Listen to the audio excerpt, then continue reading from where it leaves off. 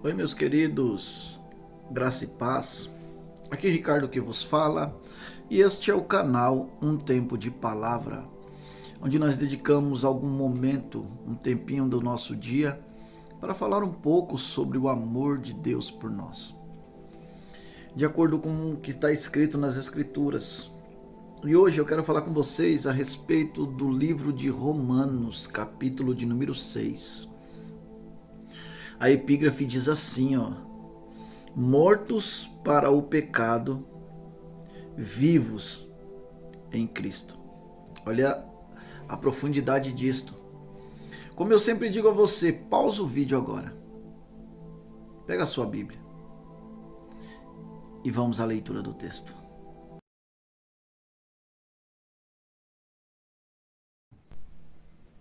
Oi, galera, eu sou o Ricardo do canal Um Tempo de Palavra.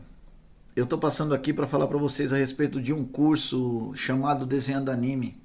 Um curso que pode te ensinar a desenhar do zero. E para você que já faz desenhos e gosta de desenhar, ele pode te trazer um enriquecimento no traçado do seu desenho. Eu vou deixar o link na descrição aqui embaixo. E vou deixar o link também porque eles fazem live toda semana, semanalmente. Todo dia da semana, ou terça ou quarta-feira. Eles fazem uma live para te mostrar como é que eles trabalham o curso. Eu vou deixar o link aqui para você ter esse conhecimento.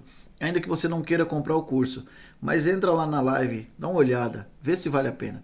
Se você achar que vale, o link vai estar na descrição. E o detalhe interessante é que o curso tem 7 dias de garantia. Como que funciona? Se você comprar o curso e não gostar, durante os 7 dias você entra no curso, vê a plataforma. Não gostei, Ricardo, durante 7 dias o seu dinheiro será devolvido integralmente. Sem ninguém fazer perguntas, sem ninguém reclamar. Simplesmente será devolvido.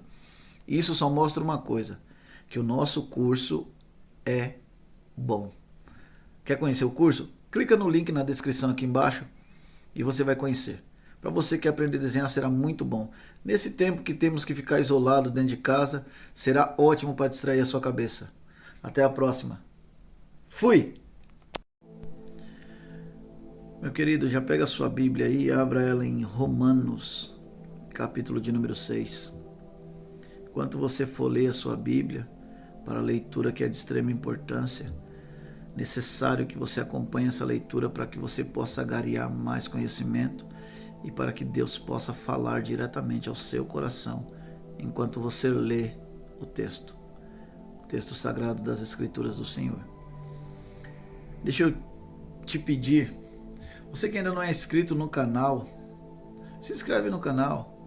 Você que ainda não curtiu o vídeo, curta o vídeo, compartilhe ele na sua rede de amigos, faça o canal crescer. Se esse canal tem te abençoado, permita que ele cresça para abençoar mais pessoas. Assim o canal vai crescer, mais pessoas serão alcançadas e você fará parte desse trabalho.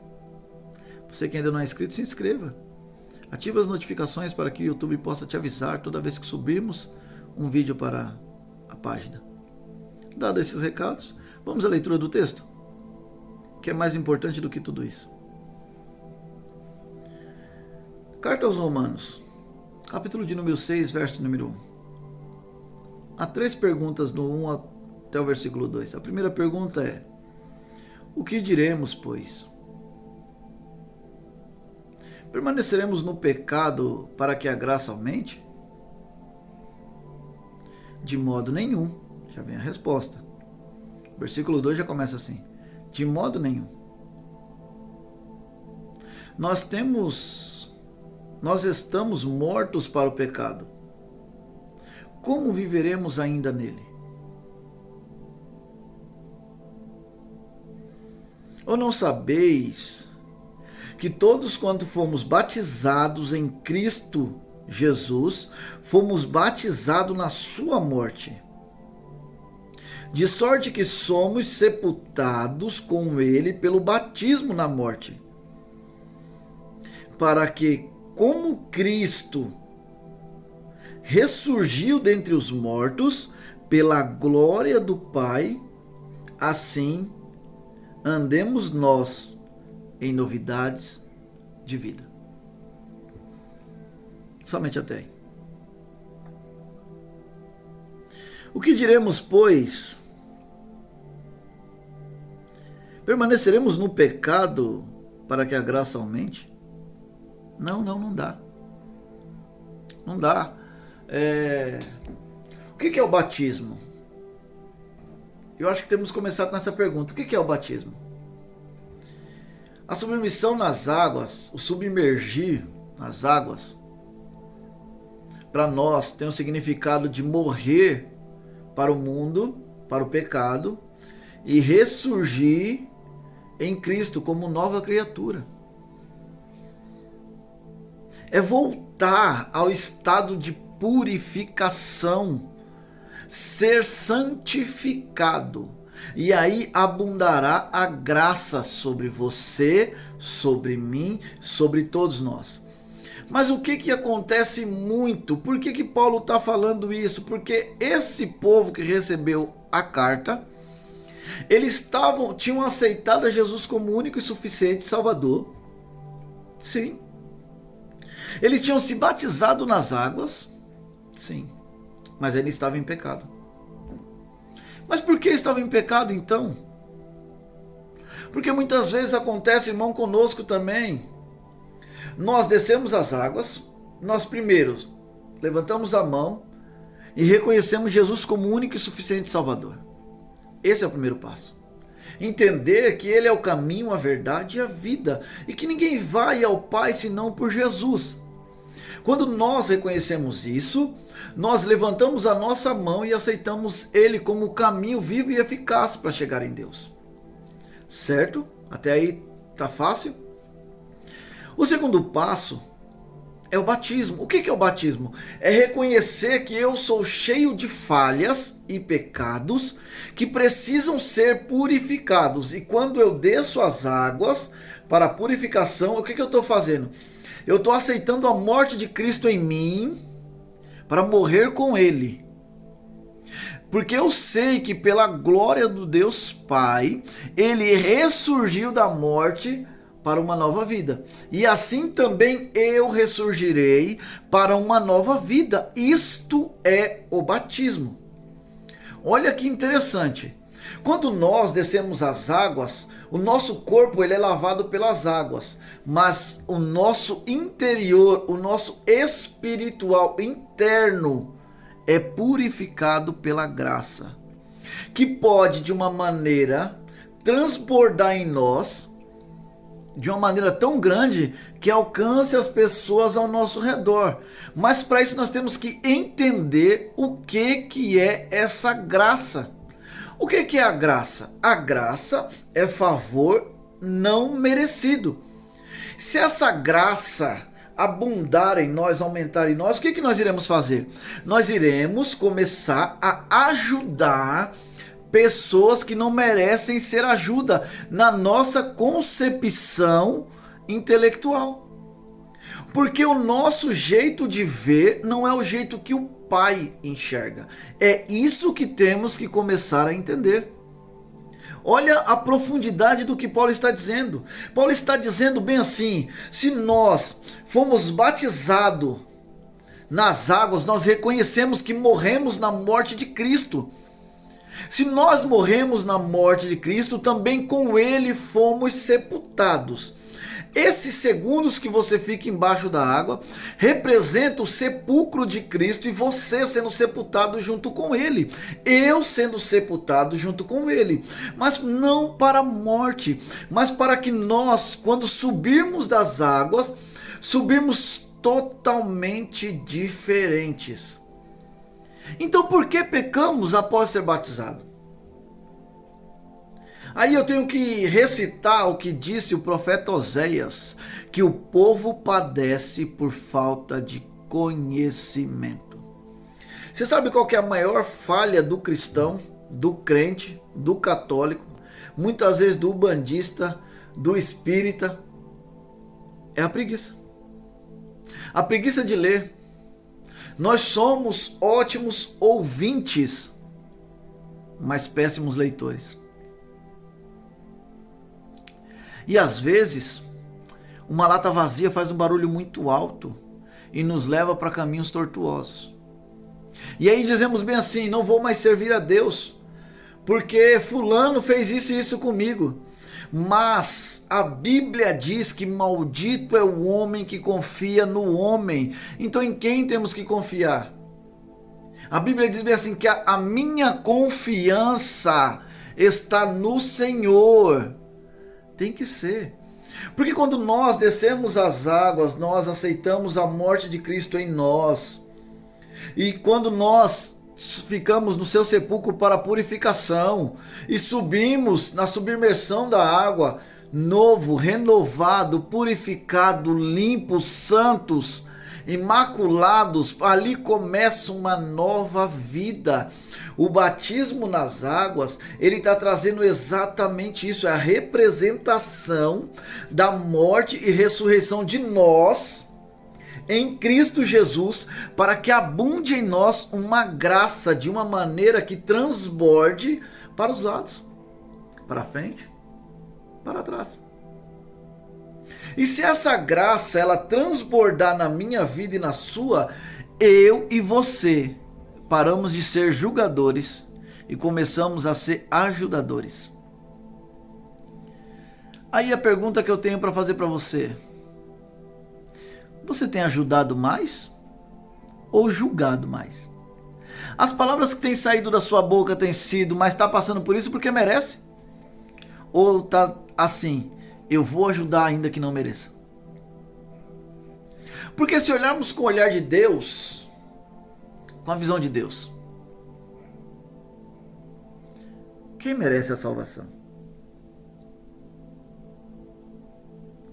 Quem merece ser ajudado?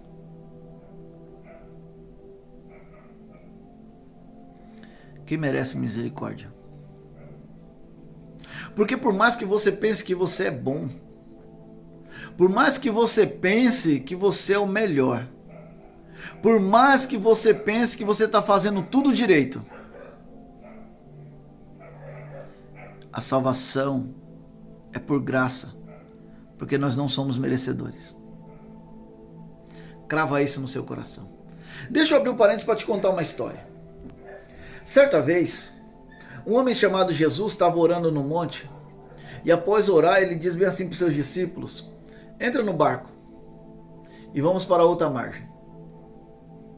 Os discípulos entram num barco junto com ele e entram para ir de um lado para o outro daquele mar, daquele rio. E quando eles estão lá atravessando, se levanta uma tempestade muito grande. Os discípulos, eles eram marinheiros. Eles estavam acostumados a lidar com tempestade no mar. Eles estavam acostumados a lidar com situação adversa no meio da água. Por quê? Porque a maioria dos discípulos que estavam lá eram pescadores. Vinham da Galileia, uma cidade que sobrevivia da pesca. Então eles estavam acostumados ao alvorecer, ao no meio da noite, pegar a tempestade lá, no meio do mar.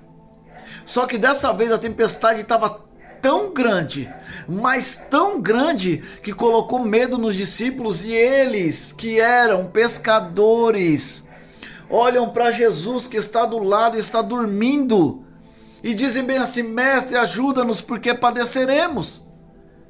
E é impressionante que Jesus se levanta em toda a sua calma e diz bem assim: cala-te, vento, quieta-te, mar.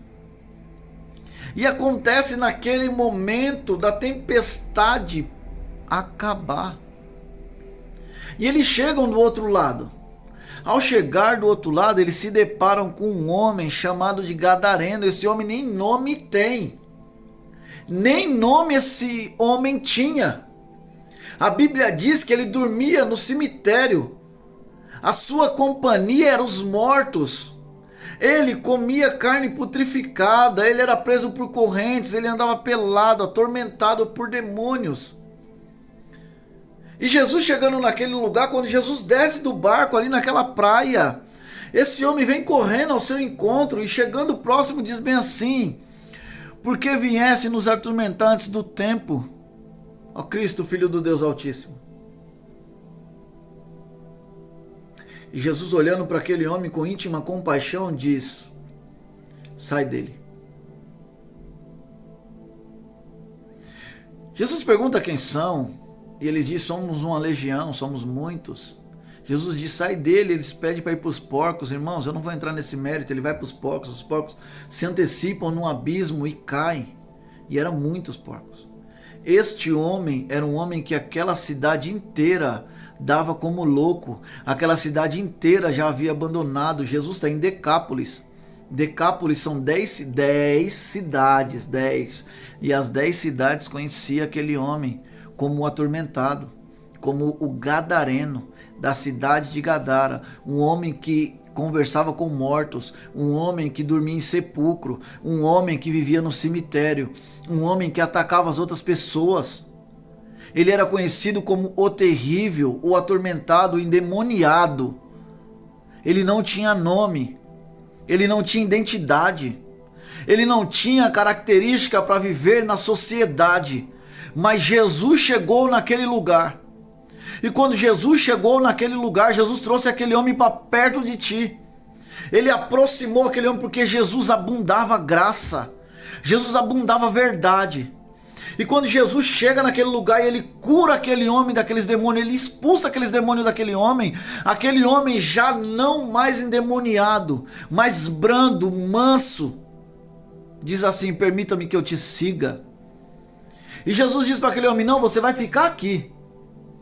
Porque Jesus sabia que seria muito difícil ele ficar em Decápolis. Seria muito difícil ele ministrar em Decápolis. Seria muito difícil ele ser um ministro de um evangelho vivo naquele lugar. Mas ele precisava de uma testemunha que falasse do seu amor, que falasse do que Deus é capaz de fazer. Então Jesus foi lá e sarou aquele homem com um propósito. Porque Jesus não faz nada sem propósito. Jesus sarou aquele homem e deixou ele na terra, aonde ninguém dava nada por ele. Deixou ele num lugar, numa cidade onde ninguém dava nada por ele, onde ele era conhecido como endemoniado, como louco, onde ele não tinha identidade, onde ele não tinha status social. Ele não podia ser chamado de uma pessoa da sociedade. Não podia. Mas quando Jesus entrou na vida daquele homem, Jesus mudou totalmente a história daquele homem. As pessoas diziam que ele não podia, que ele não faria, que ele era isso, que ele era aquilo. Jesus chegou e disse bem assim: fica aqui e testemunha de tudo que Deus fez na tua vida. E aquele homem ficou naquela mesma cidade, só que agora ele não é mais o louco, ele não é mais o endemoniado, ele não é mais aquele que fala com mortos, mas ele é aquele que fala do amor de Deus. Ricardo, o que isso tem a ver com a mensagem que você leu, com a passagem que você leu? Depende o que você quer que abunde na tua vida. Pode ser a graça, a misericórdia e o amor. Ou pode ser a agonia, a angústia, o ódio, o desejo de vingança. O que você quer que cresça dentro desse teu coração? No daquele homem, ele era muito julgado. Ele era muito humilhado. A sociedade não queria ele, mas ele quis a sociedade. Quando nós morremos para o mundo, quando nós deixamos o mundo, quando nós aceitamos esse batismo, nós crescemos em graça, em verdade, em amor, em abundância de espírito. É isto que Paulo está dizendo, porque já não estamos mais vivos para o pecado. Para o pecado nós morremos. Se morremos para o pecado, por que você está guardando rancor? Se morremos para o pecado, por que você não consegue perdoar? Se morremos para o pecado, por que você ainda tem ódio no teu coração? Quando o que tem que abundar em você é graça e verdade. Para que aqueles gadarenos que ainda existem no mundo, que parece que não merecem, sejam salvos pela abundância de graça que tem na tua vida. Porque a graça ela não vai abundar no pecado. A misericórdia e o amor não vão abundar no ódio. Se o seu coração está cheio de coisas suas, esvazie-se de si mesmo e permita que Deus encha você de algo novo. Tira essa angústia, esse ódio, essa mágoa, esse rancor. E permita que Deus encha você de amor, paz. Que faça abundar em você graça de espírito. Para que as pessoas que você acha que não merecem, sejam os que você consiga ajudar. Esse é o recado que eu tenho para você hoje. Espero que Deus possa ter falado ao teu coração. Há um tempo de renovo para a tua vida. Há um tempo de refrigério. Se eu posso te dar um conselho estenda a mão para quem te humilhou. Levanta quem te derrubou. Ofereça outra face para quem já bateu de um lado. E se te traíram com um beijo, seja sincero ao chamá-lo de amigo. Porque o que as pessoas fazem com você não podem mudar o que Deus colocou na tua vida. Toma posse disso, em nome de Jesus. Eu termino por aqui. Antes de terminar, eu só peço uma coisa ao Pai: que Ele faça com que a paz dele transborde de uma maneira que exceda todo o entendimento. É isso que eu peço para Deus fazer na tua vida, em nome de Jesus. Até o próximo vídeo. Deus abençoe. Se você ainda não curtiu e gostou do vídeo, curte aí, compartilha com seus amigos, coloca na sua rede social para que as pessoas sejam alcançadas por essa mensagem. Esse é o meu pedido para você. Até a próxima. Deus abençoe. Fui!